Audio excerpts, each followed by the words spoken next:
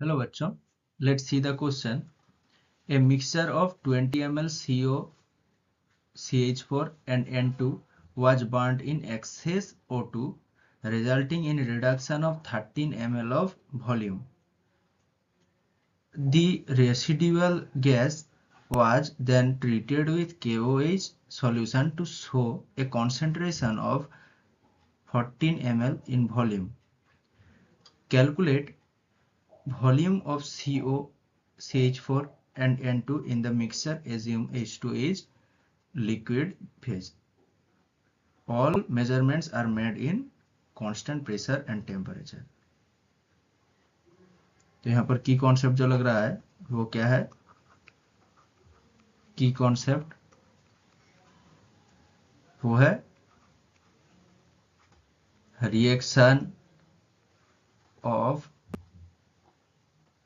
Reaction of oxygen O2 with CO, CH4 and N2 का। तो यहाँ पर जो रिएक्शन हो रहा है उसे हम पहले देख लेते हैं। CO प्लस हाफ O2, यहाँ पर CO2 आ जाएगा। सेकेंडली CH4 प्लस 2O2, यहाँ से हमारा आ जाएगा CO2 प्लस 2H2O, और N2 के साथ डायरेक्टली रिएक्शन नहीं होता क्योंकि एटमॉस्फेयर में भी नाइट्रोजन होता है, तो नाइट्रोजन और ऑक्सीजन में जनरली रिएक्शन नहीं होता। अगर हम मिक्स कर देंगे नो रिएक्शन। तो यहाँ से अगर हम ले लेते हैं कि CO कितना है, CO है AMl, CH4 है BMl और N2 है CMl। तो यहाँ से CO2 कितना आ जाएगा? CO2 आएगा हमारा, CO2 नहीं, यहाँ पर जो reduction in volume of O2 वो कितना आ जाएगा? 2B आ जाएगा। सॉरी 2 यह नहीं, यहाँ पर रिडक्शन कितना आएगा? देखिए 1 मोल CO के लिए हाफ मोल O2 लग रहा है, तो यहाँ पर A मोल के लिए कितना लगेगा? AMl के कितना लगेगा? A/2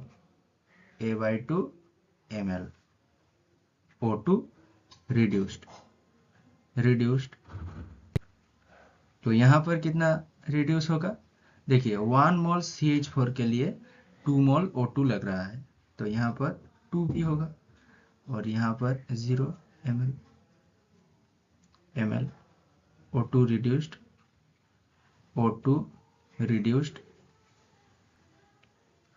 reduced. नाउ जो हमारा टोटल CO2 फॉर्म होगा वो कितना है? हमारा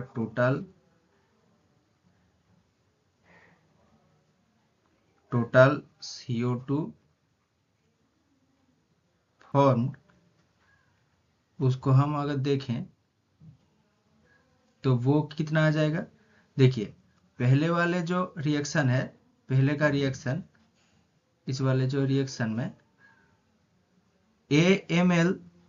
AMl का जो CO वो रिएक्ट करके AMl CO2 रिलीज करेगा, क्योंकि यहाँ पर CO का कोएफिशिएंट कितना है? 1, और यहाँ पर CO का कोएफिशिएंट 1 है और CO2 का भी 1 है, इसलिए पहले वाले से A आ जाएगा AMl, और सेकेंड वाले से भी CH4 का कोएफिशिएंट है 1, CO2 का कोएफिशिएंट भी 1 है, तो यहाँ पर भी B आ जाएगा। तो ये इक्वल टू आ जाएगा हमारा 14, जो कि क्वेश्चन में दिया गया है 14 ml। Now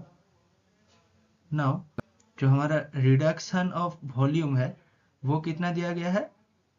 13 ml। अगेन जो हमारा ऑक्सीजन के लिए A/2 प्लस 2B वो कितने आ जाएगा? 13 ml।